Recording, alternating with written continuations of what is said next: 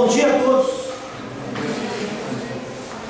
O Colégio Âmbito está ciente de que a aula de redação do professor de texto não deve se limitar a uma sala de aula e a regras simplistas. Por isso estamos aqui para que possamos desenvolver a persuasão, a oratória, a dialética e, acima de tudo, é o exercício de cidadania. O tema é: a educação básica, pública e gratuita deve passar a ser responsabilidade do governo federal? Ou seja, a educação pública de base deve ser federalizada? Essa é a segunda série C, ensino médio. Pedimos aos excelentíssimos senhores jurados que atribuam a nota a cada item correspondente a 0 a 10 e depois, se acharem melhor, façam uma média. Obrigado a todos e vamos dar início ao nosso debate. Passamos a palavra à acusação, que terá 2 minutos para a réplica. Bom dia a todos. Acusação, por favor. Bom dia a todos. Primeiramente, gostaria de pedir desculpa por minha voz, saudar os senhores jurados, os mediadores e os companheiros opositores. O senador Cristóvão Buarque tenta federalizar a educação básica desde 2006. Porém, essa proposta exige uma análise crítica, visto que o modelo de educação centralizada necessita de cuidado e acesso da federação a todos os estabelecimentos a serem administrados. O modelo de educação centralizada no Brasil poderia levar a uma situação ainda mais crítica na nossa conta. Mas talvez o senador Cristóvão Buarque tenha pensado em tomar como referência países europeus como a França, onde a educação é centralizada, transformarem o Brasil em uma referência na educação. Entretanto, algo que possa ter passado despercebido aos olhos do senador é que o Brasil possui uma superlativa dimensão territorial e claro que toda a federação administra todas as escolas de nossos 5.564 municípios intervenha na política administrativa de nossos 27 estados, seria necessária uma imensa competência, não só isso, imensa coragem. Não garantia alguma de que a federação possa administrar as escolas rurais, que não recebem cuidado necessário nem dos municípios aos quais pertencem. Não garantia alguma de que, ao padronizarmos o piso salarial dos professores em torno de R$ 9.000, receberemos um retorno qualitativo profissional. E se esse dinheiro realmente existe, porque e pode ser aplicado na federalização do ensino básico, porque nosso modelo centralizado atual não pode ser aplicado na infraestrutura precária de nossas escolas? A outra maneira de governo federal participar é ajudar a gerir essas instâncias de ensino. A Constituição Federal e a Lei de Diretrizes Básicas da Educação já previu essa participação. Além disso, no dia 25 de julho desse ano, foi criado o Plano Nacional, foi aprovado o Plano Nacional da Educação, que também garante que o governo federal tenha participação na educação básica. Melhor do que federalizar é garantir que o governo federal cumpra o seu papel na educação. Obrigado. Passamos a palavra à defesa, que terá 2 minutos para a réplica. Bom dia a todos, jurados, presentes. Eu, como membro da defesa da federalização da educação básica no Brasil, os questiono: que tipo de educação nós esperamos para as nossas crianças? Sabemos que hoje, nos municípios e nos estados, existe muita corrupção. Uma vez federalizando a educação básica, a verba partiria diretamente da União para as demais escolas federais. Com isso, seria possível diminuir as etapas pelas quais ela passaria, Estado e para os municípios. Esse ponto é importante, primeiramente, para garantir que a verba seja aplicada na infraestrutura dos colégios, nas escolas, que, de acordo com o senador Cristóvão Buarque, deve garantir a máxima qualidade para os alunos. Acredito que, com a federalização, possamos garantir uma educação de qualidade para as nossas crianças, visto que o salário dos professores, nos professores que passarão pelo concurso previsto pelo projeto, seria de R$ 9.500, dados do próprio site do Cristóvão Colombo. E isso já é um incentivo muito grande para os professores aqui e os futuros que nós esperamos que atuem neste campo, que sabemos apresenta sérios problemas. Existe falta de professores no Brasil e poucos professores têm capacidade ou são qualificados para dar aulas em colégios públicos ou mesmo em particulares. Então, gostaria de perguntar: a federalização, por garantir essa qualidade, é sim o melhor meio, mas como podemos apresentar outra alternativa que garanta também essa qualidade num prazo de 20 anos e com 6,4% do PIB sendo aplicados, PIB estimado no Brasil daqui a 20 anos, em 2034, se for aplicado? Como podemos garantir um ensino com tanta qualidade assim? Obrigado. Retornamos a palavra aos senhores membros da acusação. A respeito do PIB, eu tenho um dado interessante da Organização para a Cooperação e Desenvolvimento Econômico, OCDE, que diz assim: que o Brasil, de 2000 a 2009, aumentou em 57% o gasto com educação. A educação, nos exames nacionais e internacionais, melhorou apenas 9% no Brasil. Então, você investe 60% do seu 60% a mais com educação e você recebe um retorno pífio, são apenas 9% retorno. São dados da Organização para a Cooperação e Desenvolvimento Econômico. A respeito da sua afirmação, eu não acredito que seja uma afirmação cabível acreditar que a federalização é o melhor meio por causa da corrupção. Então, deixa eu tentar compreender. Então, esses tais recursos não chegam das escolas porque o investimento é retirado por causa da corrupção. Então, se a gente federalizasse a educação, acabaríamos com um problema. Mas, no entanto, os outros investimentos, caso hospitais, segurança, eles também seriam levados pela corrupção? E a federalização ia aumentar alguma coisa? Ia melhorar alguma coisa da situação? Eu não acredito que culpar a corrupção seja o melhor meio, porque a federalização, nesse intuito, estaria só empurrando o problema e fugindo de uma situação que ocorre. Eu acho que o combate à corrupção e a melhor aplicação dessa verba seria o melhor modo. E ainda a respeito da corrupção, na esfera federal, por exemplo, em 2008, teve o caso do escândalo de corrupção da Universidade de Brasília, que o reitor teve que devolver o dinheiro, porque ele estava desviando dinheiro. Em 2009, ocorreu a acusação de desvio de 40 milhões de reais na USP. Em 2011, cerca de 16 gestores de universidades federais foram alvo de inquéritos e acusações de corrupção. Sem falar que em 2012, o ex-reitor da Universidade Federal do Paraná foi condenado a devolver 8,4 milhões de reais para a justiça. Então esse negócio há muita corrupção também na esfera federal. Acho que federalizar não, como o Vinícius diz, não dá para culpar a corrupção. Obrigado. Retornamos a palavra aos senhores membros da defesa. Bom, sobre a corrupção, o dinheiro que é passado do governo para os estados e para os municípios, eles geralmente são desviados para outras áreas. Se o dinheiro viesse diretamente do governo, 200 bilhões sobrariam para os municípios e estados investirem em outras áreas para melhorar a qualidade de vida da população. Ou seja, eles se preocupariam em melhorar a segurança, melhorar a saúde, investir em cultura e combate às drogas.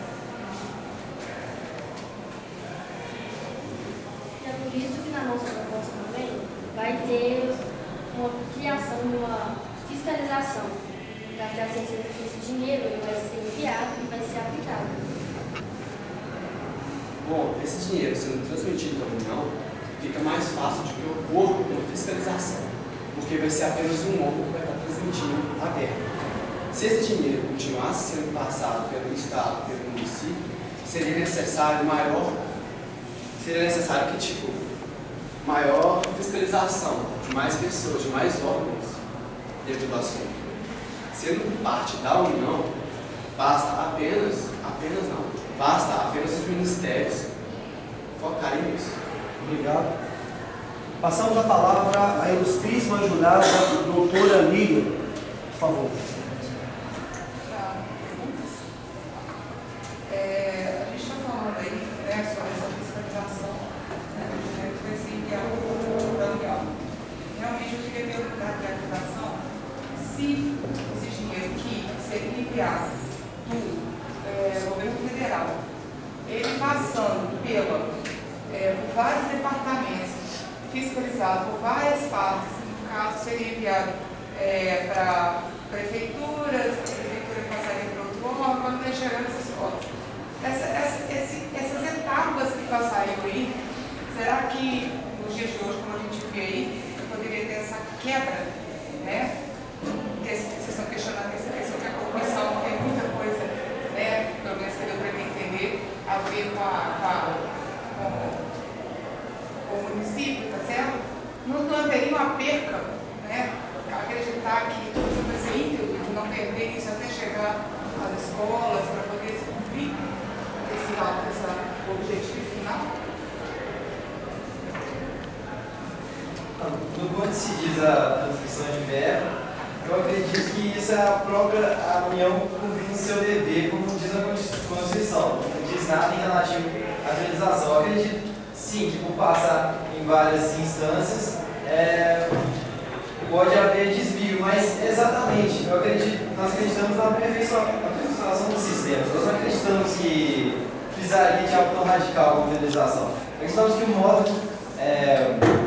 o modo, a base que existe, está certo. O problema é como a corrupção e alguns outros impasses, mas em si, a federalização não resolveria o problema. Sim, porque vocês citaram que se houver isso na educação, né, o que adiantaria a questão da educação se não houver na saúde, segurança e outros, né? Isso não deveria servir só em uma área, que seria no caso da educação. Mas será que não seria o início? Não é isso?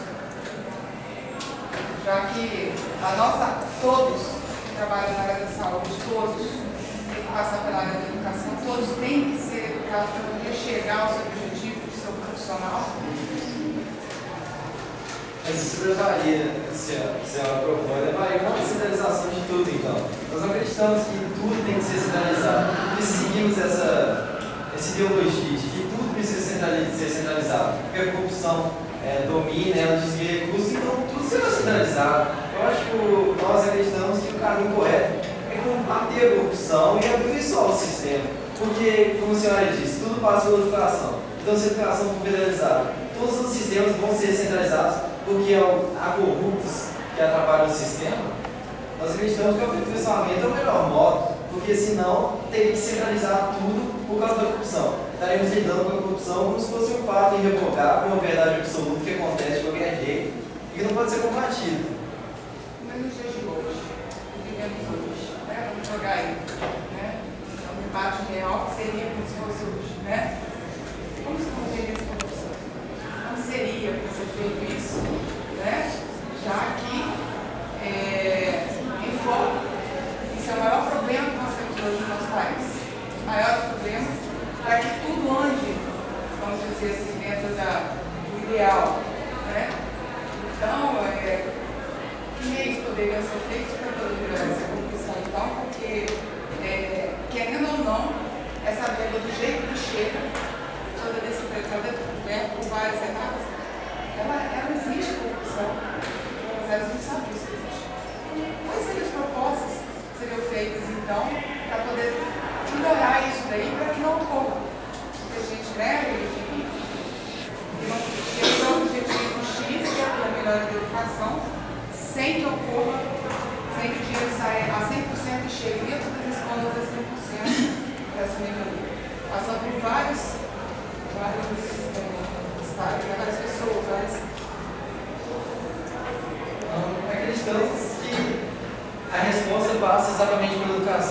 nós tratamos? É algo cultural, algo que se vê muito no Brasil, no caso da cultura do se dar bem. É algo que passa exatamente pela educação. E sim, a fiscalização é bem precária.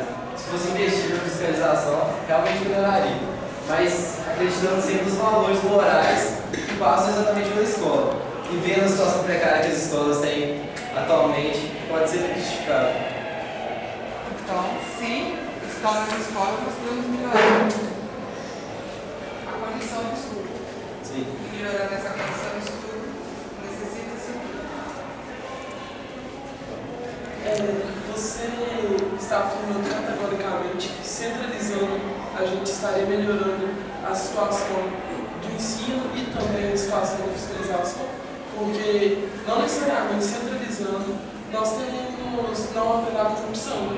É isso que o meu amigo Vinícius quis dizer, que nós temos que acreditar que essa fiscalização possa ocorrer também no sistema descentralizado. Será que passando menos etapas de fiscalização, isso não seria uma coisa menos fácil? Olha. Esse processo, porque se passa por várias etapas, você está entendendo? Vai ter que ter fiscalização de várias etapas para a gente fazer esse dinheiro. Então, se passa por várias etapas, nós temos que ter mais fiscalizações. Será que passando por menos etapas, menos fiscalização, quando chega lá você tem uma resposta maior, é melhor do que ter que passar por várias etapas, avaliar várias etapas? Posso responder? Eu acho que a questão da corrupção e a questão do problema das escolas não passa pelas etapas pelo que o dinheiro é passado e fiscalizado. Eu acho que a gente pode acabar com a corrupção através da própria educação, pela conscientização, com campanhas, com projetos dos futuros eleitores para elegerem candidatos limpos. E eu acho que com a federalização, os montantes de dinheiro vão ser muito maiores. E é muito mais ganancioso falar de um montante muito grande do que um montante muito pequeno. Portanto, seria muito mais propício, muito mais agradável a um político, a um trabalhador, do fiscalizador desse dinheiro que vai para as escolas, roubar de uma grande quantidade seria muito melhor do que uma quantidade pequena. Eu acho que trabalhando a consciência de cada cidadão, a gente conseguiria muito mais eficiência e muito mais fiscalização, porque eu acho que um processo pode sim fiscalizar o outro, pode sim denunciar as falhas que tiveram nos processos anteriores ou posteriores, e assim a gente pode melhorar a educação muito mais do que centralizando.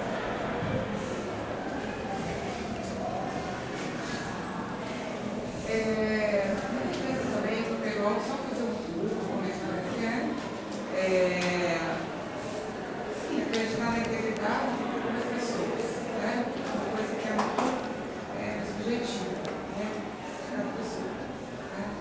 E você tem que procurar um montante que foi, vamos dizer assim, subtraído aí de forma legal. Você não acharia que de uma pessoa que seria responsável, seria mais fácil você procurar causas, né, específicas para isso daí, do que de várias partes da informação, essa investigação?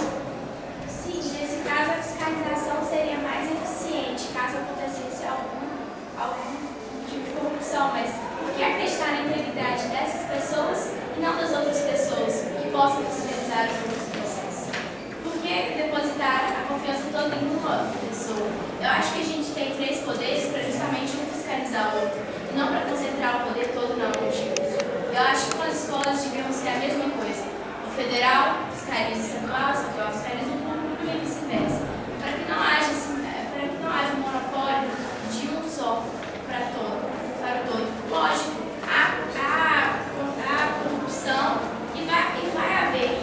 Não há corrupção só nos meios estaduais quanto nos municipais. Há corrupção nos meios federais. E não é eliminando os meios estaduais e municipais que a gente vai acabar com ela. A gente pode utilizar desses instâncias federais, estaduais e municipais para ajudar como aliados, para ajudar como fiscalizadores e não para aumentar a corrupção. Já entrando agora aqui na defesa, né? Gostaria que vocês pudessem falar a respeito, né? Para a gente poder ter, né, um conceito de vocês do contrário do que foi falado. E porque o meu questionamento é o seguinte: se você passa uma verba por várias etapas, por várias pessoas para chegar, né?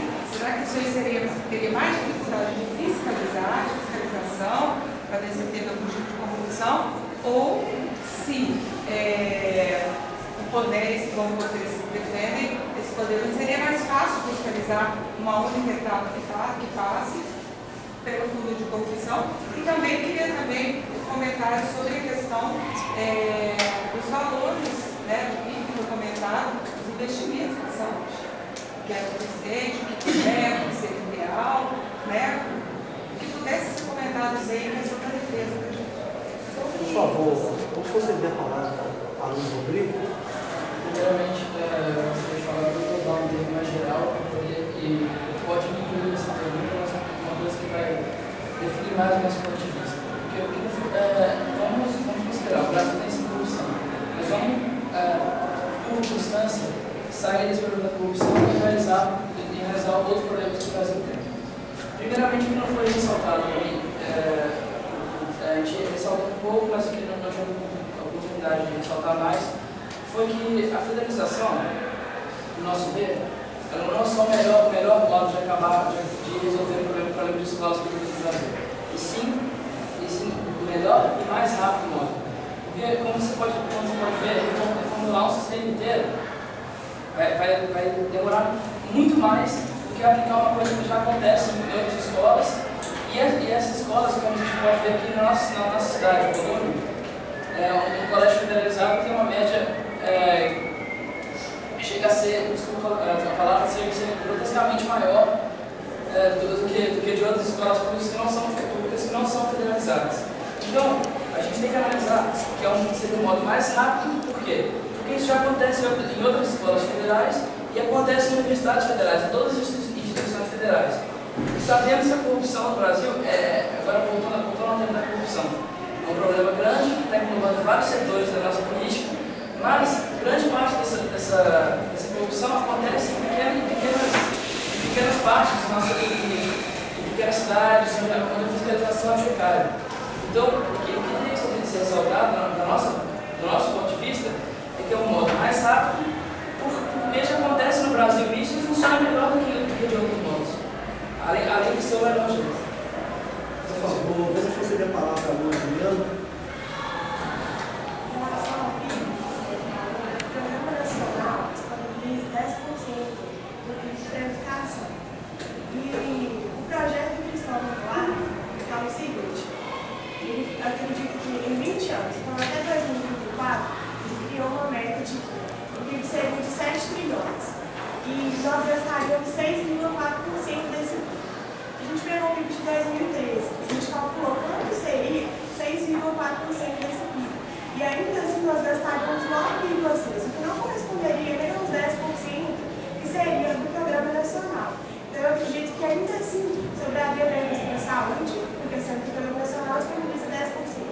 E outro fator importante é que oneraria municípios que não teriam tantos gastos com a educação, então eles poderiam utilizar dessa verba para poder aplicar na saúde, aplicar na segurança. Então, onerando os cofres estaduais e municipais, a União, que tem uma verba muito maior, poderia centralizar a educação, sendo que o estadual e o municipal seriam onerados para poder, de forma mais efetiva, atingir a educação, atingir a segurança e a saúde, que eu acredito ser uma forma mais especificada, que caberia mais a eles, que estão diretamente em contato com a população e saberiam necessariamente quais seriam as necessidades.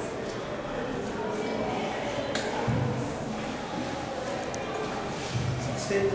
Agradecemos imensamente a ilustríssima jurada, doutora Lília. Quer complementar?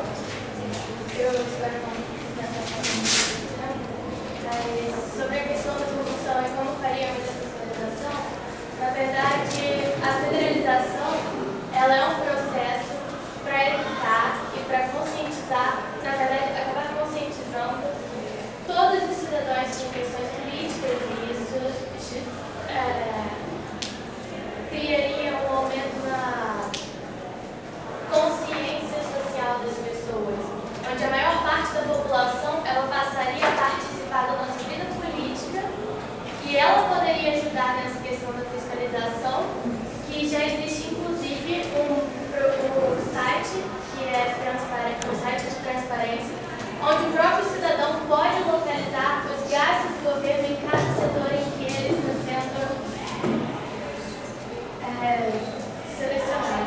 Flávia, pessoal, é melhor sobre a questão do site de transparência. A questão do site de transparência, lá você acha que todos os dados a respeito de quando a renda é destinada ao seu município, ao seu estado. Então, assim, a população pode participar de tudo isso. Então, o que tem que ser feito também? A prefeitura, são programas de inserção de toda uma população para a fiscalização da produção. Tem o site da Controladoria Geral da União também, que tem vários trabalhos sobre isso e vários programas que às vezes a gente não conhece, mas que já tem no Brasil a respeito. E com a educação, nós conheceríamos. Obrigado. Passamos a palavra ao ilustríssimo jurado Cícero, graduando em Direito. Bom dia, primeiramente, senhores. Eu fiz uma observação sobre essa discussão judicial. A corrupção no nosso país é uma questão cultural. Muito mais que de processo, se você vai trabalhar com federalização, se você vai trabalhar com convênios do governo federal, de todas as formas a corrupção se arranja. E cabe a nós cuidar disso. Não é federalizar ou não que vai significativamente acabar com a corrupção ou amenizar de forma significativa.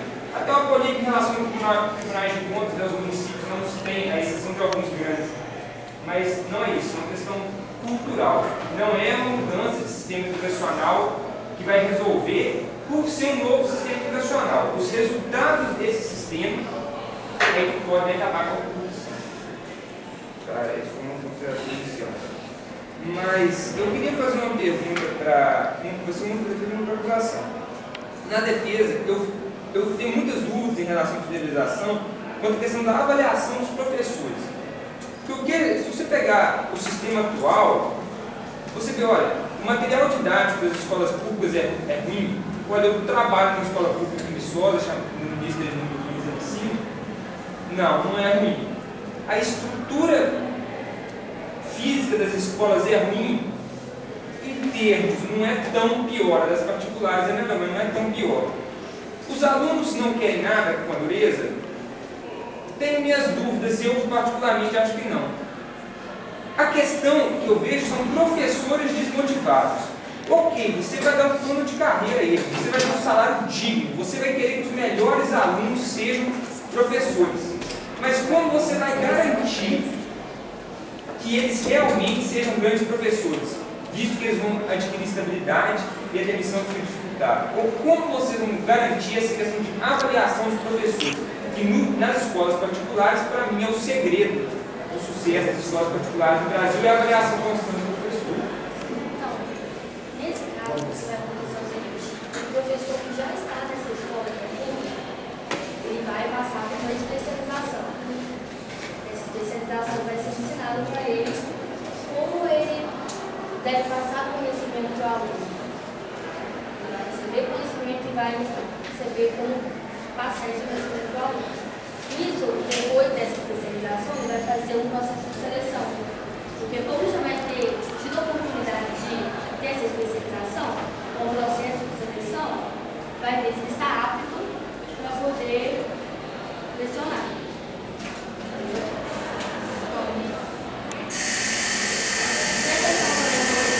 Os materiais das escolas públicas da estrutura, realmente os materiais da escola pública, falo como você já estudou em colégio público, é bom, só que não tem a motivação dos professores. E é por isso que no projeto o professor vai receber um salário maior, porque isso vai valorizar e as consequências desse salário ser maior, que é a exclusividade também dos professores, da escola federal, vai fazer com que ele tenha mais tempo para poder fazer as pesquisas, menos estresse, menos.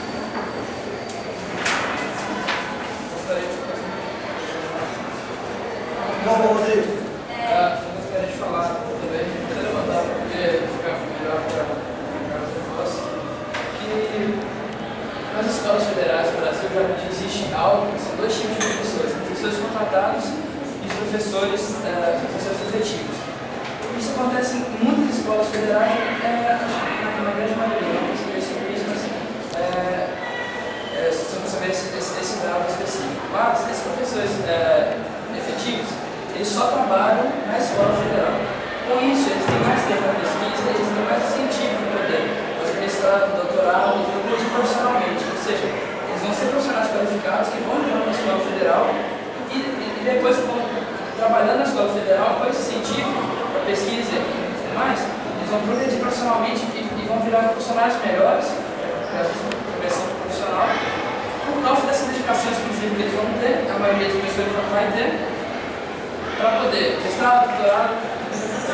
Então, o professor, além de ser qualificado, já garantir uma qualificação, já acontece em concurso no Colégio Federal, os professores excelentes entram, eles vão entrar, vão pesquisar, vão fazer pós-graduação, vão sair de lá melhores ainda, vão continuar lá, vão progredir profissionalmente.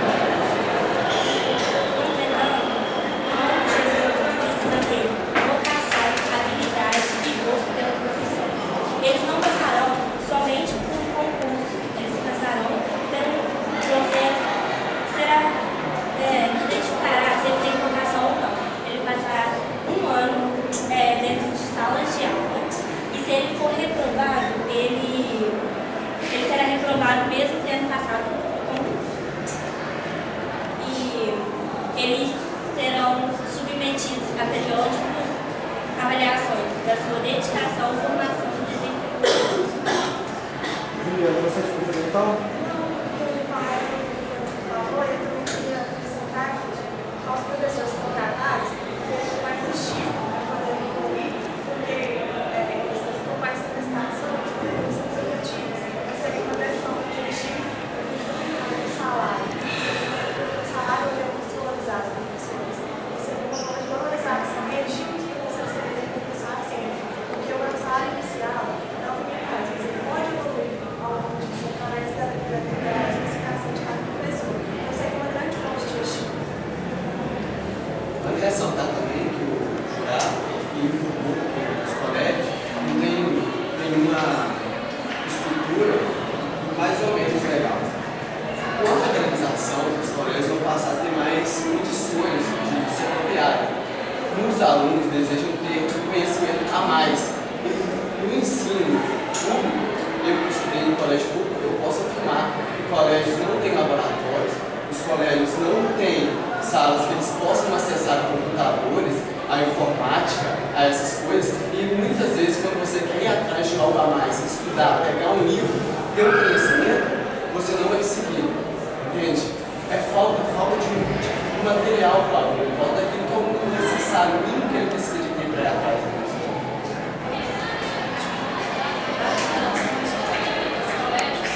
A maior parte das escolas brasileiras apresenta uma estrutura elementar ou básica, cerca de 84,5%. Isso inclui sala de diretoria, equipamentos como TV, DVD, computador, impressora, esgoto, energia, banheiro, água, cozinha apenas. 0,6% apresenta estrutura avançada, que inclui quadra esportiva, quarto infantil, além de laboratório de ciências e dependências adequadas para atender estudantes com necessidades especiais. Além disso, complementando, 44% das escolas de educação básica brasileira ainda apresentam uma infraestrutura elementar. Então, eu acredito também, quando a gente analisa os dados sobre as estruturas do colégio, motivação para professor e para alunos é sim você ter um aparato para que você consiga ter formas de ensinar um aluno melhor. Quando você leva um aluno para a prática em um laboratório, é muito mais fácil dele criar uma vontade de aprender, a não se limitar a um simples caderno ou professor explicando, ou em salas que você não tem carteiras adequadas, quadros, lugares que as escolas são feitas com barro, tem professores que levam algumas coisas para complementar a aula dentro de casa. Eles levam isso para complementar, para motivar o aluno.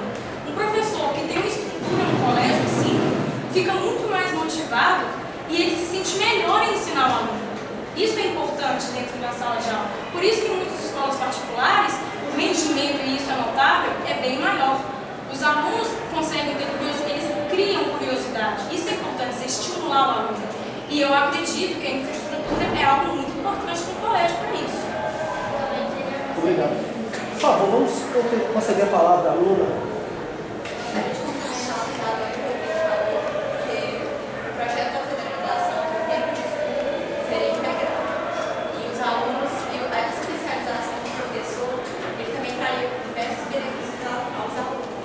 Os alunos, o que já acontece no Colune, que isso já é aplicado, os alunos recebem bolsas para pesquisas conjuntamente com os professores. Obrigado. Por favor, senhor jurado. Esse problema de infraestrutura não é só dos colégios públicos, é dos particulares também. Os colégios federais têm infinitamente melhor que os particulares sobre a cidade. Os colégios militares, por exemplo, é algo. A área de equitação do Colégio Militar de Brasília é maior que qualquer colégio da história. A área de equitação. É uma realidade realmente bem diversa. Minha pergunta agora vai para a acusação. Meus caros, os senhores realmente estão indo contra a federalização, mas uma coisa eu acho que é consenso: o atual sistema brasileiro é falho. E os senhores não acham que a federalização resolve o problema.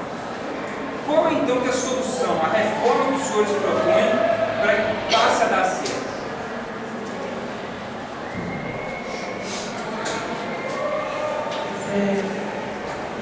Senhor jurado, existe hoje em dia essa ilusão de que a centralização ela vai garantir um padrão de qualidade, o que não é verdade, não se pode afirmar categoricamente isso. A nossa própria Constituição ela já prevê a participação do governo federal para auxiliar as outras instâncias. E existem, acredita-se que essa unificação padronizará o sistema de ensino. E já existem programas que estão a longo prazo envidando esforços para alcançar essa unificação, como por exemplo o Pacto, que é o programa de alfabetização na idade certa, onde o governo federal ele pega os professores e faz um curso com eles, padronizado para todo o país. Essa é a melhor forma, garantir essa padronização sem a centralização. E existe, assim como existe o Plano Nacional da Educação para garantir isso. Também, outro aspecto importante é que os investimentos cheguem no lugar certo, do modo correto, e trabalhar na realidade, porque muito que eu ouvi muito fora da realidade. No Brasil, com a realidade, com professores em situação precária, como nós podemos ver problemas com a Lei 100, eu acho meio irreal acreditar numa medida que é julgado que a federalização seria um modo mais rápido. Mas um modo mais rápido mudaria toda a estrutura, tanto física das escolas, e em 20 anos poderia transformar tanto a carreira do professor assim. Eu acho que essa medida é muito irreal, cria perspectivas que acho que não podem ser alcançadas no tempo certo. Eu acredito que, como eu tinha defendido antes, a resposta certa é o aperfeiçoamento do que já existe. Sim, muito é tirado pela corrupção, por outros meios. Então, a medida certa seria a fiscalização e o problema não é em si o sistema, mas em si como ele está sendo gerido e como ele está sendo administrado. Seria uma questão de capacitação do gestor escolar. O problema do Brasil estaria focado na gestão e a gestão tem que ser corrigida no sistema. Eu posso entender isso. Com relação ao que a própria defesa disse, que os professores estão desmotivados, é fato que os professores estão desmotivados, mas eu acredito que é uma proposta capciosa afirmar que é a questão do salário. É claro, quando se pensa em federalização, o professor de um município pobre pensa que vou ganhar mais.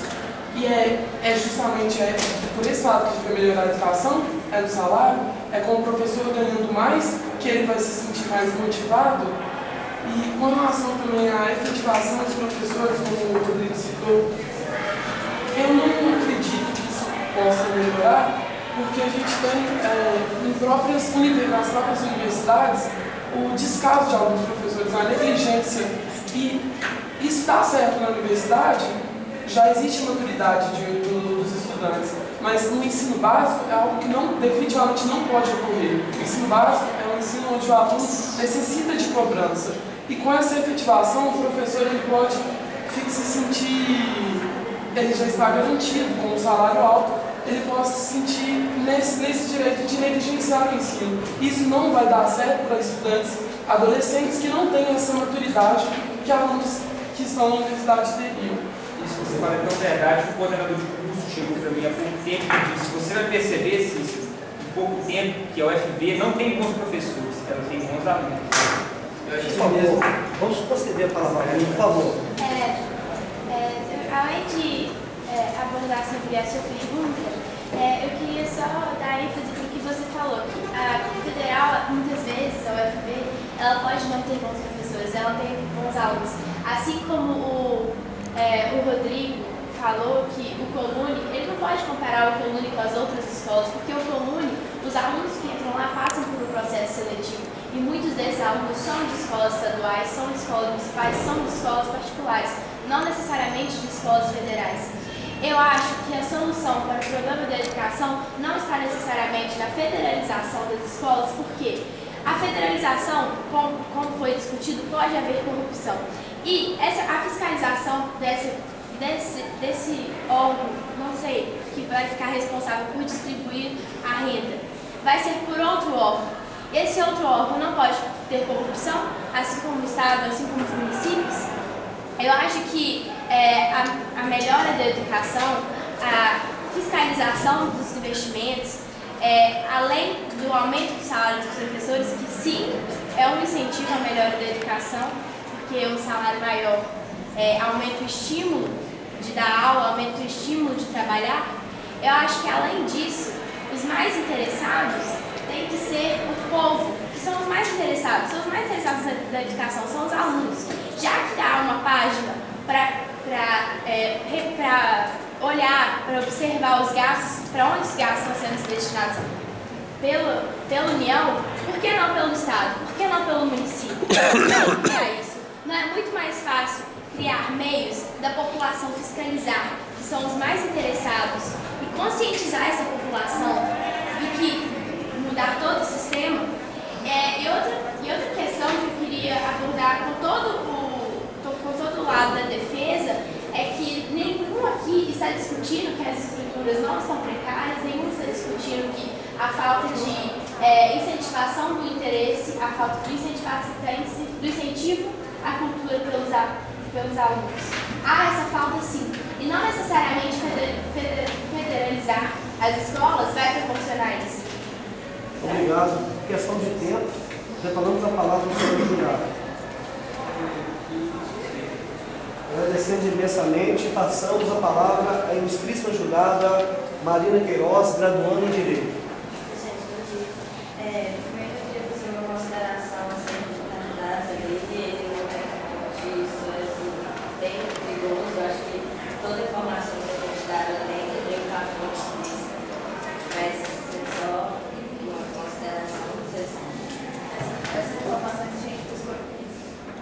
É só escrever em cima do cantinho para não ficar faltando, porque a informação perde um pouco a validade quando ela não traz com ela a fonte. Uma coisa que eu acho assim, que todo mundo que, bom, pelo menos o que todo mundo falou, a gente percebeu que estudou muito o projeto, que pesquisou, que procurou saber, e às vezes é até difícil, porque muitas vezes a gente sai para acusação e a gente é a favor e tem que lutar contra, e isso eu acho que acontece. Nem sempre a gente defende o que a gente está pensando. Muitas vezes a gente precisa defender uma coisa que não é o nosso ideal, na verdade, mas que a gente tem que buscar para isso argumentos que vão validar a nossa palavra. Então, assim, eu queria, vocês argumentaram muito, vocês falaram muito bem sobre por que sim e por que não, mas eu queria agora, eu queria pontual, sabe? Tipo assim, vocês da defesa falar por que deve ocorrer, mas sem explicar por que sim e por que isso vai refletir. Eu queria, pontualmente, deve ocorrer por causa disso, eu queria que a acusação também falasse não deve ocorrer por causa disso, de forma bem clara e objetiva, por favor.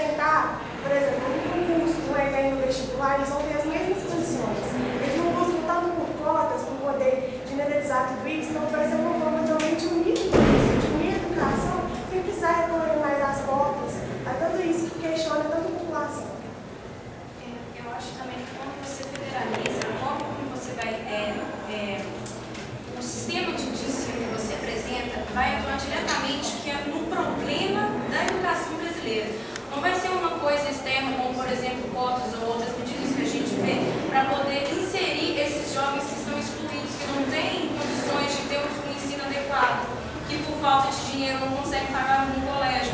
Eu acho que ela vai exatamente no ponto que é o problema da base da educação. Eu acho que isso é importante quando você federaliza a educação básica no Brasil. Principalmente para você garantir um padrão de qualidade, eu digo padrão de qualidade. Porque todos os alunos vão ter condições iguais para poder passar pelo Enem, ingressar na universidade, que é o que a gente tanto quer, porque muitas crianças não têm essa oportunidade. Nós temos, acredito, acho que 60 milhões de jovens e adultos que não terminaram o ensino, que não conseguiram passar para a universidade, ou que já estão trabalhando, inclusive. É quebrar o ciclo da pobreza. Isso é um problema grave. Porque o aluno, a criança, acha mais fácil, por influência dos próprios pais, trabalhar ou vender alguma coisa no sinal para poder conseguir dinheiro e ajudar no sustento da casa, ao invés de passar por um longo período de educação e futuramente ter um trabalho. É quebrar esse ciclo da pobreza e também fornecer uma base de estudo para todas as crianças de forma igual. Eu acho que isso é importante. Por favor. Eu gostaria de falar da forma objetiva que você pediu, algo que já foi falado, inclusive comigo, sobre, vou relacionar tudo. Primeiro, o Brasil, todos concordamos que o Brasil precisa que o país precisa mudar a questão da educação de base pública. Os dois grupos concordaram. E eu queria fazer vocês pensarem. O que seria mais rápido? Todo mundo concorda, eu acho, que precisamos de uma reforma imediata, porque o sistema, a situação atual chega a ser crítica. Em alguns lugares, não em todos os lugares, mas chega a ser crítica. O que seria mais rápido? Aplicar algo que já existe no Brasil, que é a federalização, que já existe na certa em vários lugares, ou reformar um sistema inteiro, algo que nunca foi feito nesse porte na educação. Além disso, já foi falado de salário, ser um benefício aos professores, aos alunos. O professor dedicado faz o aluno ficar dedicado. O professor feliz faz o aluno ficar mais tranquilo, mais confiante. Porque seria algo que não mudaria só o sistema, a escola fisicamente ou o interior da escola. Mudaria a qualidade de vida de muita gente. O professor teria um salário, o tamanho da importância da carreira dele, o tamanho da importância da profissão dele. O aluno ficaria mais motivado e seria algo muito mais rápido para fazer uma reforma. Isso já existe no Brasil, já tem base, você já pode olhar, isso acontece, está certo ali, podemos colocar aqui, o Colégio Federal, olha ali, fizeram aquilo, deu muito certo, vamos colocar aqui também, tem uma base, se aplicar não tem como errar. Obrigado, acusação, por favor. Eu sempre pedi para ser sucinto. Eu não acredito que exista um modelo organizacional capaz de gerenciar uma estrutura dessa dimensão. Eu gostaria de citar como exemplo as nossas escolas rurais. Elas já, como o próprio Arthur salientou, elas já são negligenciadas pelo próprio município. Como que a instância federal vai ter ciência de uma comunidade rural que existe em uma cidadezinha pequena? É um ponto que eu acredito que o governo federal não teria como cuidar.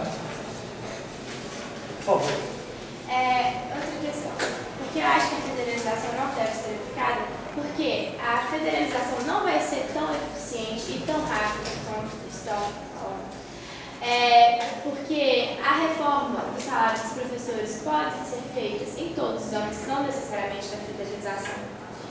Porque a fiscalização para onde o dinheiro vai pode ser feita sem a federalização. Todos esses problemas que foram apresentados não necessariamente serão resolucionados apenas com a federalização.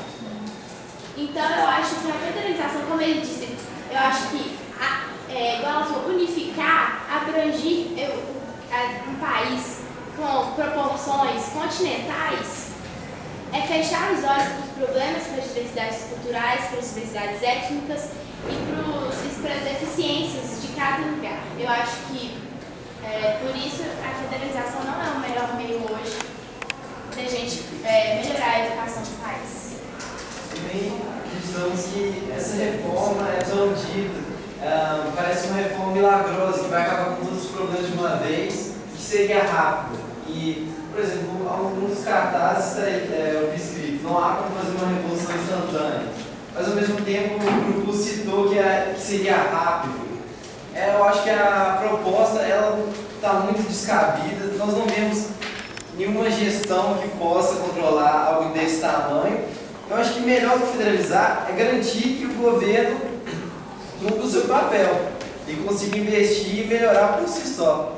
Achamos que a federalização não é correta por ela ser radical e que não vai resolver problema nenhum, pode criar até outros.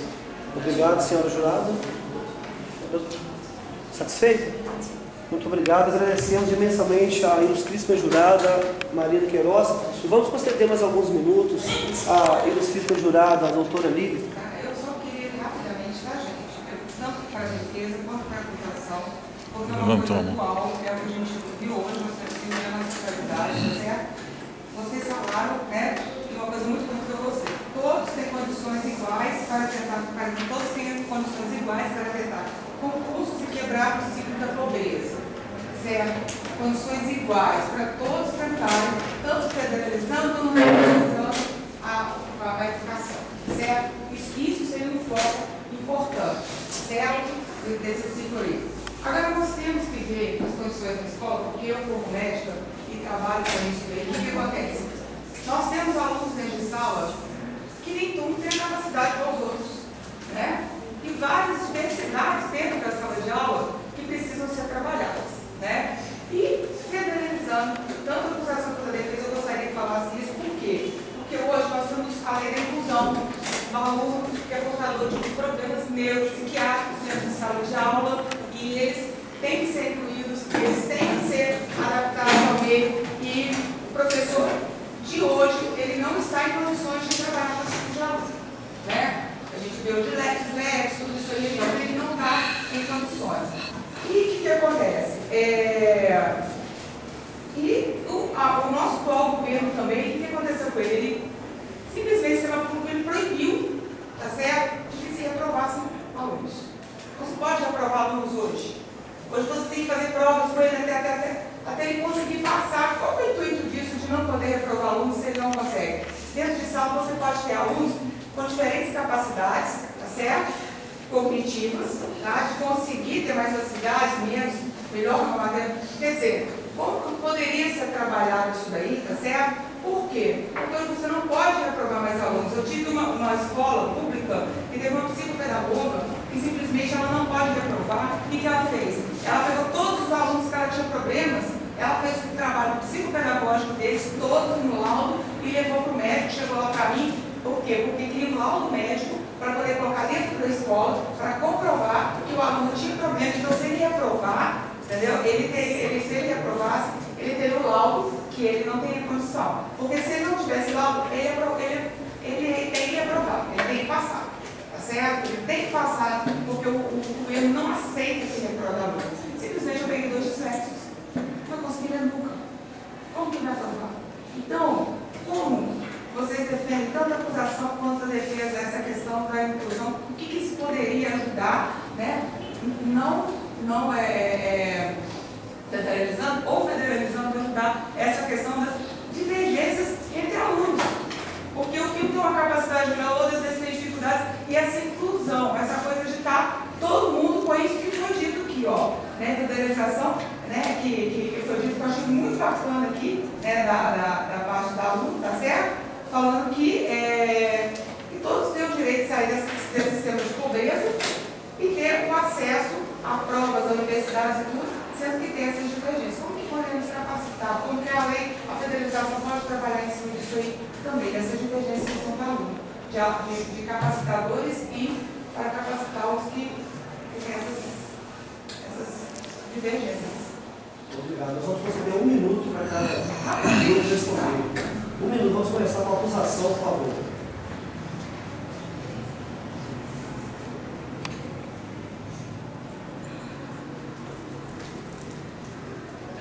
Com relação, você disse que ficam todos misturados, com diferentes capacidades cognitivas.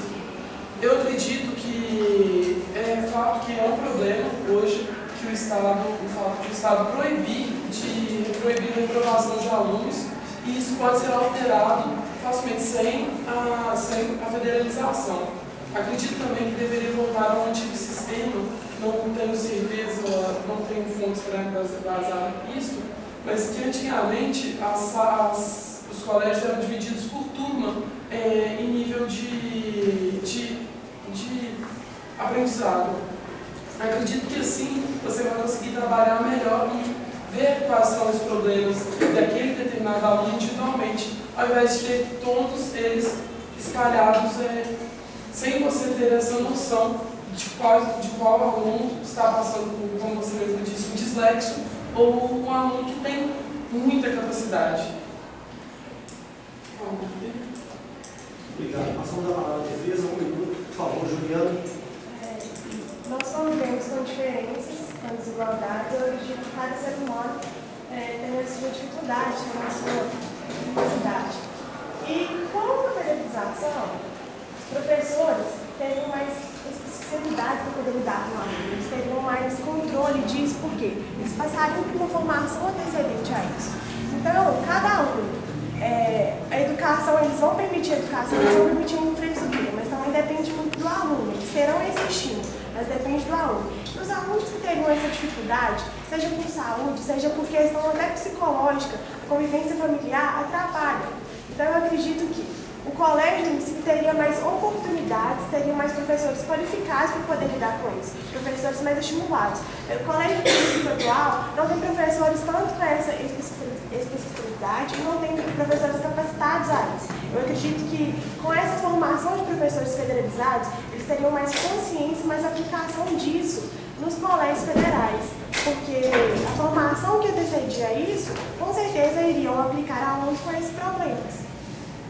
Obrigado. Vale ressaltar que o Colégio Federal ele teria acompanhamento de profissional especializado, que seria um psicólogo. E outra coisa que eu gostaria de ressaltar que a função do colégio é a inclusão social, não a reclusão social. Todos deveriam aprender juntos, entende? A partir da federalização, passaria a ser um trabalho conjunto de todos e não uma exclusão social. Tem pessoas que pretendem fazer com esses alunos. Mas quando eu estou, por exemplo, da minha cidade, no interior daqui, as turmas elas são separadas por nível de capacidade. A turma A são pessoas que têm condição financeira boa e que têm uma capacidade de aprender maior. A turma B são pessoas que não têm tanta condição financeira.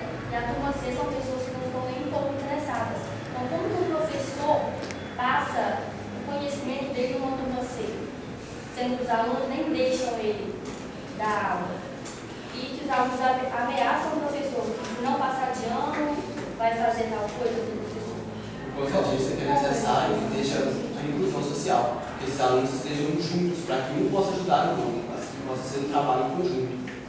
Uma questão importantíssima que eu vou até acordar na nossa prova final seria essa questão do acompanhamento psicológico, do acompanhamento sobre a nutrição das crianças, onde entraria o Ministério da Saúde em acordo com o Ministério da Educação, em que eles fariam ajudariam na condição física e psicológica de cada um dos estudantes.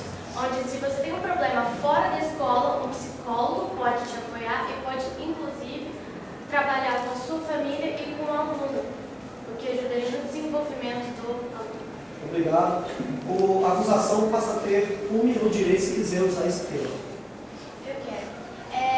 Eu acho que tem uns graduados em Direito, eu acho que alguém já disse algo a respeito disso, que eu acho que a igualdade é tratar o diferente na medida da sua diferença. Ou seja, você não vai tratar o cadeirante como uma pessoa que anda normal. Você não vai tratar uma pessoa, assim como você não vai tratar uma pessoa que tem dislexia, como uma pessoa que lê e escreve perfeitamente. Você não vai tratar um menino que entrou na escola aos 10 anos de idade como aquele que teve o ensino desde os 3. Você não vai estar excluindo, você não vai estar desintegrando se você dá um ensino diferenciado e proporcional à necessidade daquele que tem aquela diferença. Você não vai estar não incluindo, você vai estar o tornando mais igual, você vai estar incluindo mais, isso sim. Porque eu acho que essa frase é bem verdadeira, que você trata o diferente à medida da sua diferença e aí sim ele vai tornar-se igual. Porque ele vai trazer essas possibilidades de que uma pessoa normal teria. Como complementando como a gente vê a questão das cotas. Você vai estar dando igualdade para todo mundo, só que nós vamos chegar nas universidades o quê? Pessoas despreparadas e ocorre um grande número de julgamento. Por quê? Porque a gente, ao invés de a gente tratar essa diferença, a gente prefere mascarar a situação, como é o caso das cotas. Por isso que é melhor tratar individualmente. Obrigado. Solicitamos a defesa, solicitamos a acusação que apresente, por favor, a prova principal.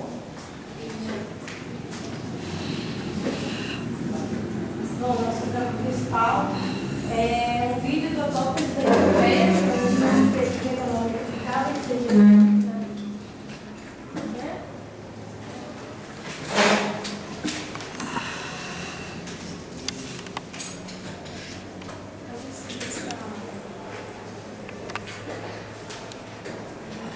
Gente, tem um som ali embaixo.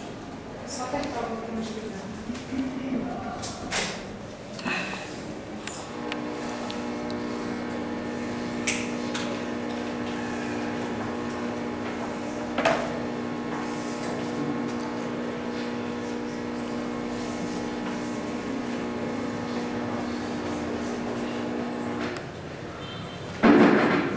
Que é uma analisar e tem uma falta dos meios relativos a essas metas, que é muito gritante, né? Você tem metas como chegar a 95% de taxa de conclusão na idade certas, que é muito gritante, né? Você tem metas como já achou que está faltando, né?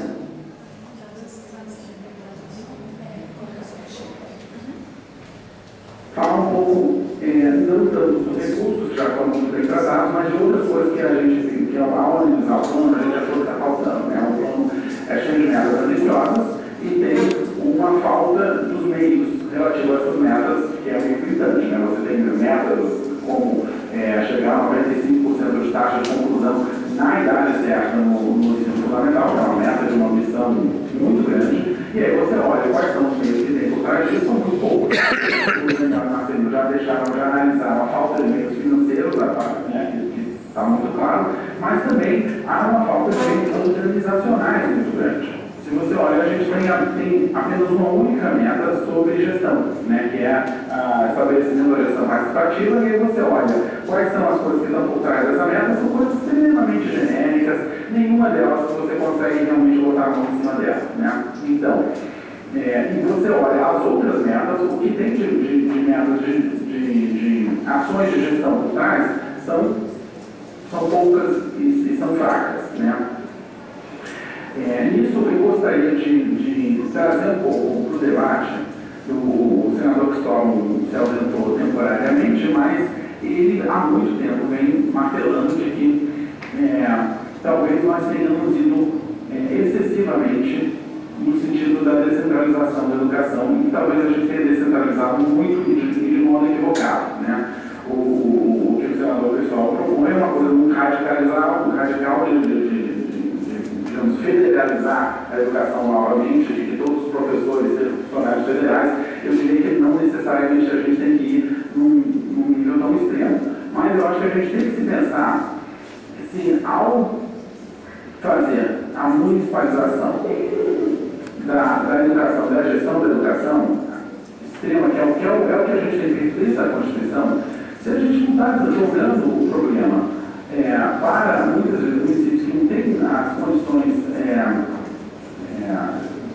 de gestão adequadas e não oferecendo a eles um nível de apoio e de suporte adequado para isso, né? Nem a União e muito menos os estados, que todo mundo sabe que basicamente estão preocupados com as suas redes e não com a educação naquele estado, não com a educação para todo mundo que mora naquele estado, né? Então, nisso o plano é totalmente ciente, novamente, né? A gente não tem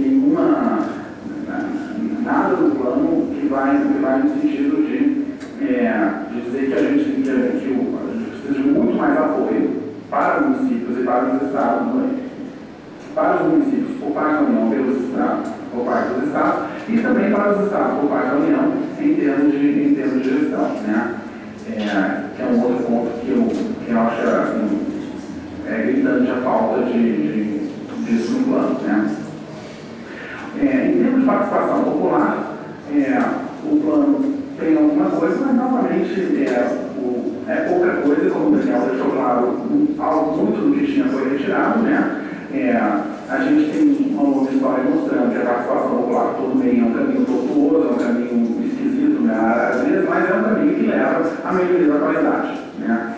E às vezes não é tão imediato, né? Porque as pessoas têm que aprender a fazer participação no início de qualquer processo, a coisa não é meio devagar, mas no plano, grande parte do que havia de participação popular foi retirado e que fica são basicamente cartas de boas intenções, né? Então, resumindo, né?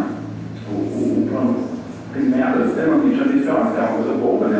Acho que a gente tem que ser ambicioso, ninguém pode, né? A gente não pode pecar pela falta de ambição, mas tanto no financiamento, como na área de gestão e como até na área de participação, o que existe de meios para atingir essas metas está muito desconectado com as metas ambiciosas do plano.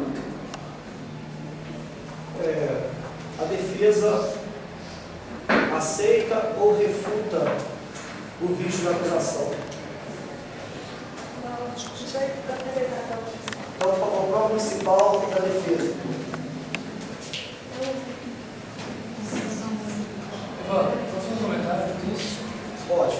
Sobre aquele cartaz ali do Joaquim Barbosa, eu acho que é um pouco... Por favor.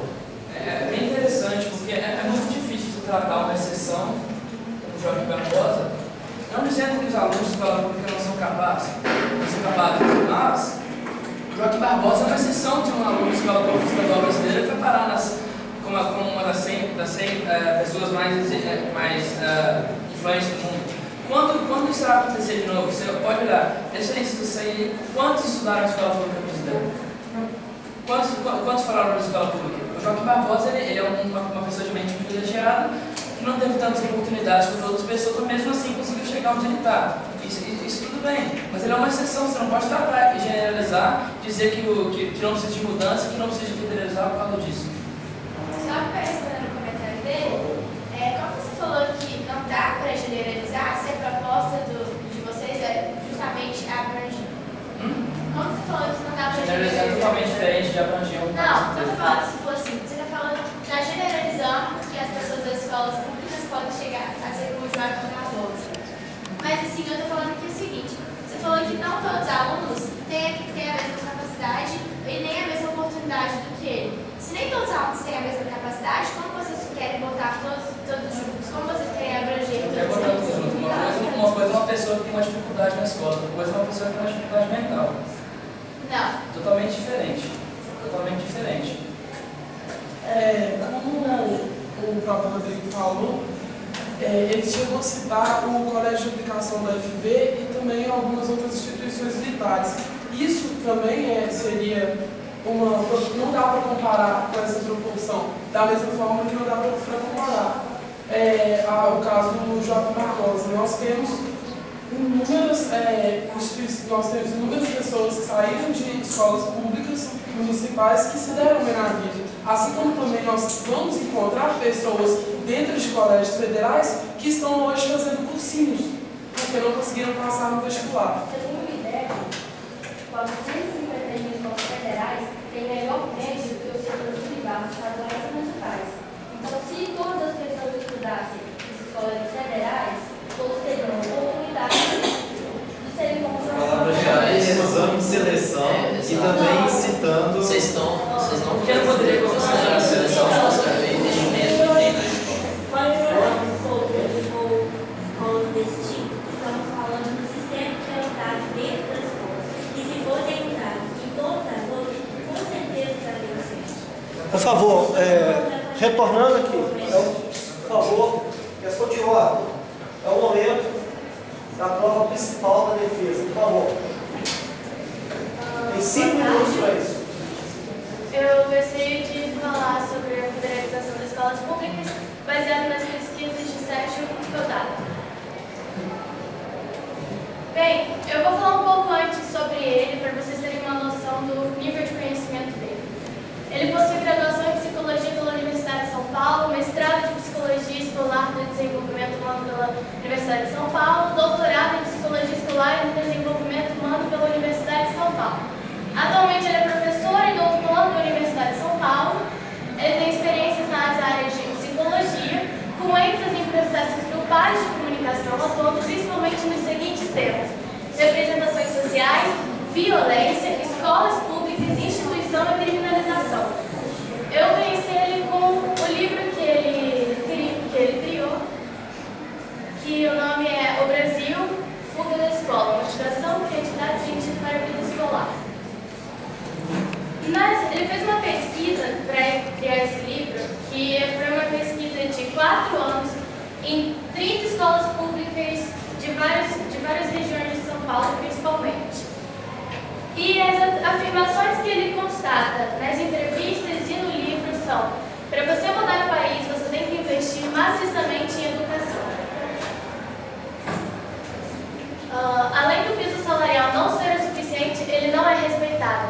Na Coreia, um professor do ensino fundamental ganha 5 mil por mês. A gente tem que entender que a questão do salário do professor é essencial. O professor merece o reconhecimento pelo trabalho que ele faz, mas a gente sabe que não é só a questão do salário. Existem muitos alunos em uma mesma unidade escolar, ele constatou isso também. Deveria haver um acréscimo, deveriam criar, além de federalizar novas escolas, que estão dentro do projeto de federalização. E um dos grandes problemas é que as políticas educacionais são feitas de forma autoritária. Os professores e os alunos não são preparados para as mudanças, perdidos e desrespeitados. Com a federalização, a gente criaria essa forma de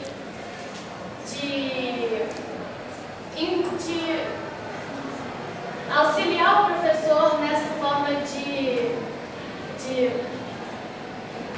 educar os alunos.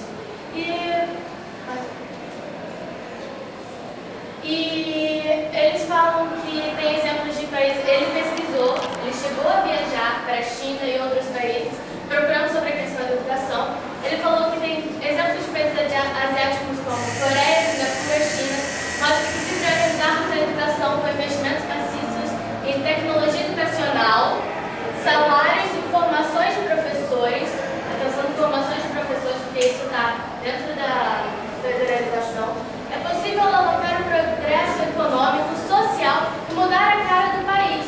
Os professores e pesquisadores constataram que salas de aula que existem salas de aula e professores abandonados pelo poder público e sociedade civil. Então, tem esse foco na nossa educação.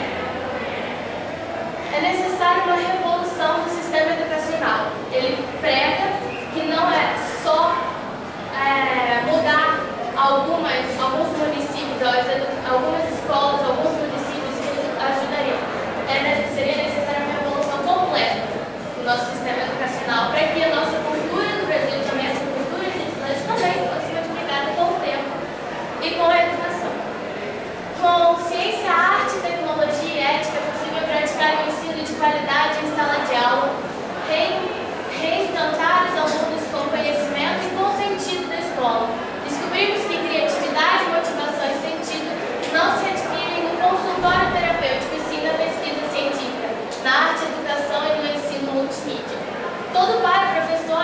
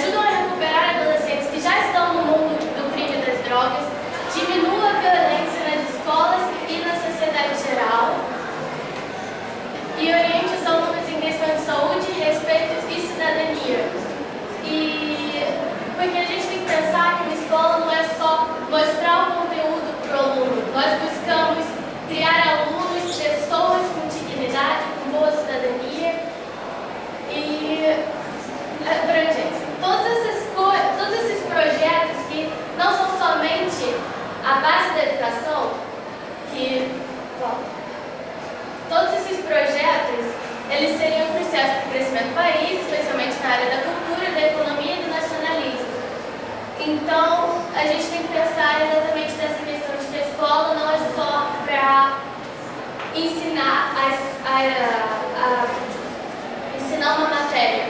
A escola também é para criar um bom cidadão, para criar uma boa pessoa. É a influência que você sai da sua socialização primária, entra na secundária, onde você confirma a socialização primária, os ensinos familiares, ou você abre um empate, ou você vai contra a socialização primária, caso os ensinamentos de família sejam contra a formação e as criações de caráter do nosso país. O depoimento eu consegui entrar em contato com ele, e o depoimento em que ele deu para os alunos do Colégio de Viçosa sobre o assunto da federalização é que ele é totalmente a favor dessa proposta e acha que é uma excelente estratégia para começarmos a necessária transformação ou revolução educacional. Essa foi a nota que ele mandou para a gente com relação à federalização. Obrigado. Bom, estamos preparando para encerrar o debate. Nós vamos conceder 2 minutos à acusação, apenas 2 minutos. Depois 2 minutos à defesa, apenas 2 minutos. Não haverá retorno de palavra. Depois passaremos a palavra aos senhores jurados, que farão apenas esse pedido e não haverá pergunta do programa. Por favor, 2 minutos à acusação. Só quero falar que os argumentos dele estão se baseando em coisas que podem sim ser alcançadas sem ocorrer a federalização. Como, por exemplo, melhorar a qualidade das escolas, não necessariamente federalizando que pode ser também protegido com que a gente sempre está batendo essa a melhor administração do sistema que a gente tem hoje. Outra coisa, eles também estão desconsiderando que quem controlar como vai ser federalizado, o grupo controlar isso vai colocar os interesses desse grupo a respeito da educação. Então eu acho que é um ponto que tem que olhar com cuidado. Deixa claro também que algo ficou meio incerto. Nós somos a favor da educação e defendemos mudança. Nosso grupo não acredita que a situação atual das escolas é perfeita. O que nós defendemos é que a federalização não vai mudar. Nós somos a favor, sim, de mudanças que melhorem, porque do jeito atual, e nós mesmos apontamos diversos erros de administração. Mas nós não acreditamos que, por federalizar, vai acontecer tantas mudanças no próprio projeto do Sérgio Kodato, parece respeitando o projeto dele, mas muito se vê um processo milagroso, em tanto pouco tempo, uma mudança de realidade, onde mudaria o caráter. Nosso grupo trabalha com a realidade, e as realidades são extremamente diferentes, como os países que ele estudou, a Coreia, por exemplo, o Japão. A realidade é totalmente diferente do Brasil, vê a taxa de alfabetização lá e daqui, e fala sobre apoio, sobre verbos, e nós defendemos também as leis da Constituição que já propõem esse apoio da União para os municípios, que como nosso próprio principal esposo, os municípios são deixados com problema, eles não recebem suporte, nem ajuda e esperam que eles resolvam o problema. Obrigado. A acusação está encerrada por questão de outra de tempo. Passamos a palavra de defesa que terá somente 2 minutos para a treva. Gostaria de começar falando que, com todos os benefícios que foram mostrados pela proposta de federalização da educação básica, eu gostaria de saber que outra alternativa nós temos neste momento se necessitamos de uma mudança drástica. A respeito de outros exemplos, como a China, Vietnã também, o Brasil precisa revolucionar. E quando se diz revolucionar a educação, é algo novo para o Brasil, para a educação do Brasil. Nós temos uma realidade nossa e precisamos mudá-la. A federalização proporciona isso. Eu também ouvi uma questão a respeito de como os interesses seriam controlados. Isso não é uma preocupação com a educação, é uma preocupação com que a tendência partidarista assumiria o controle. A questão é o seguinte, uma ideologia. Eu digo porque quando você federaliza, você vai garantir a qualidade para todos. Não é você centralizar e uma ideologia comandar. Não é isso. É garantir uma qualidade, um padrão de qualidade que vai estar dentro do projeto. E quando você falou de países como Coreia, que são muito mais avançados, ele também cita a China. E a China faz parte do bloco dos BRICS.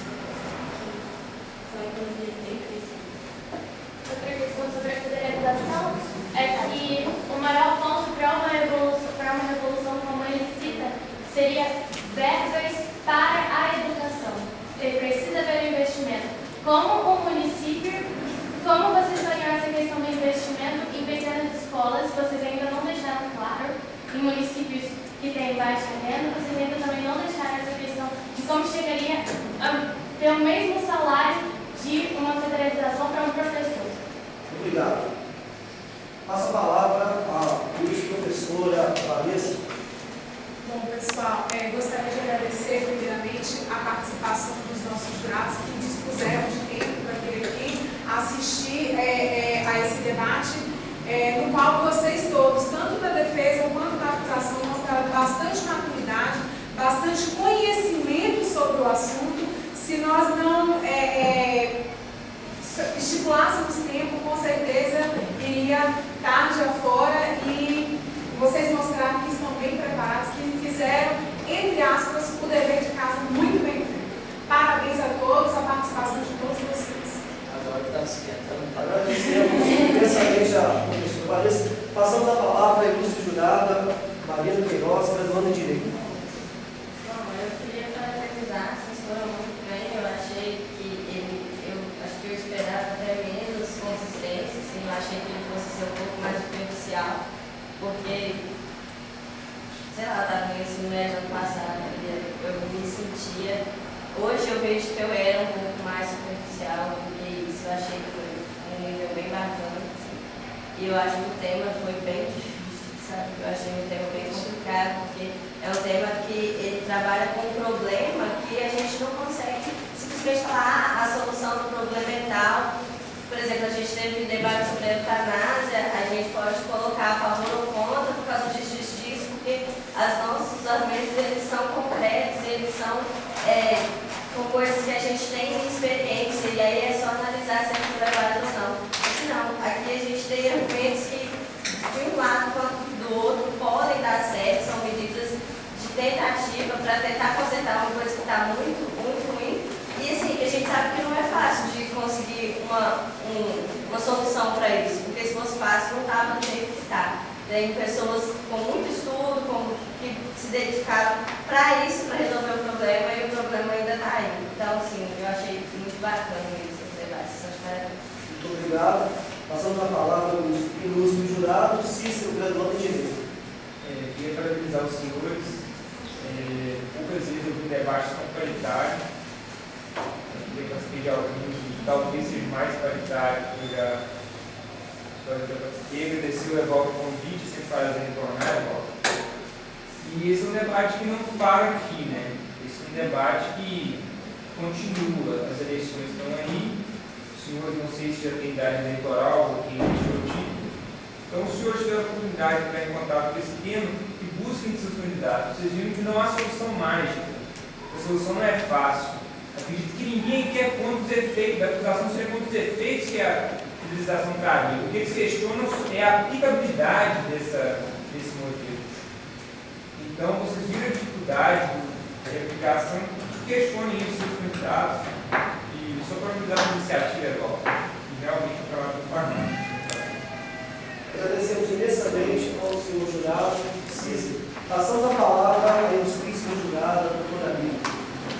Primeiro eu queria parabenizar os professores de redação, porque é a primeira vez que eu venho participando, não conhecia, e eu achei sensacional. Porque na minha época, quando eu estudei, eu vou citar, eu sempre estudei escola pública, né? Eu vou fazer 41 anos, então, aí eu estudei escola pública. Eu não vou falar, mas tinha uma certa diferença do que tem hoje, né? Então, o que acontece? Como eu sempre estudei escola pública, eu nunca deixei de querer aprender e tudo. Então, assim, eu achei maravilhoso a acusação, pelo belo de raciocínio, você tem que raciocinar rápido, tem que pensar rápido, tem que, né?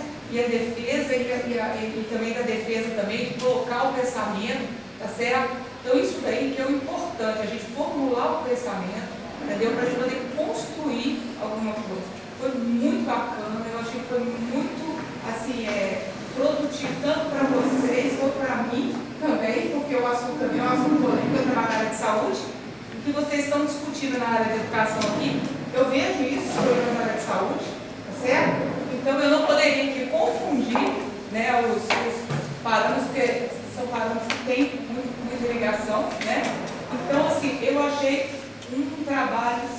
sensacional. Vocês são todos de parabéns, tá? Por quê? Porque a gente enxerga mais o quê? O grau de raciocínio de vocês, o grau de estudo, de dedicação que vocês foram procurar e tentaram acusar e tentaram defender, independente do que seja, foi muito bacana. Vocês são todos de parabéns, parabéns aos professores, tá? Eu me sinto muito privilegiada de estar aqui hoje, de poder estar aqui hoje, certo?